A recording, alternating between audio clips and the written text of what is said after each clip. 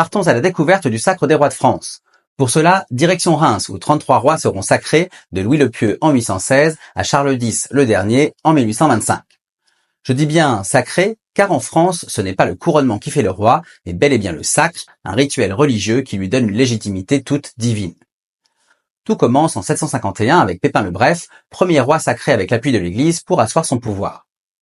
Mais en réalité, c'est à partir du IXe siècle que le sacre prend une dimension réellement sacrée, quand à Reims on découvre la Sainte Ampoule, une fiole contenant le Saint-Crème, cette huile qui aurait servi au baptême de Clovis par l'évêque Saint-Rémy vers l'an 496. Clovis étant le premier roi des Francs converti au catholicisme et l'un des unificateurs du royaume, le sacre doit rappeler symboliquement son baptême. C'est d'ailleurs aussi pourquoi la cathédrale de Reims va s'imposer peu à peu comme le lieu exclusif de la cérémonie. Le roi n'est plus seulement roi par la couronne, mais aussi et surtout par la grâce de Dieu, c'est ce qu'on appelle la monarchie de droit divin. Au XIIIe siècle, Louis IX, dit Saint Louis, codifie la cérémonie du sacre. Le roi loge au palais archiépiscopal du Thau, où il entre en prière une partie de la nuit. Au matin, il est conduit en procession jusqu'au trône placé devant le maître-autel dans la cathédrale, et la cérémonie peut commencer. Elle dure 5 heures et suit 4 temps forts. Le serment, le roi promet paix, justice et protection de l'Église.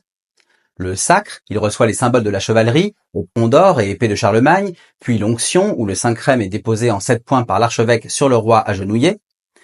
La remise des vêtements et des insignes royaux ou régalia, anneaux, sceptres, main de justice. Et enfin le couronnement, où la couronne est posée sur la tête du monarque, sous les acclamations « Vive le roi éternellement ». Après la messe, rendez-vous au palais du Thau pour un grand festin. Notez que si le roi est déjà marié, la reine est couronnée dans la foulée, sinon elle le sera à Paris ou à Saint-Denis.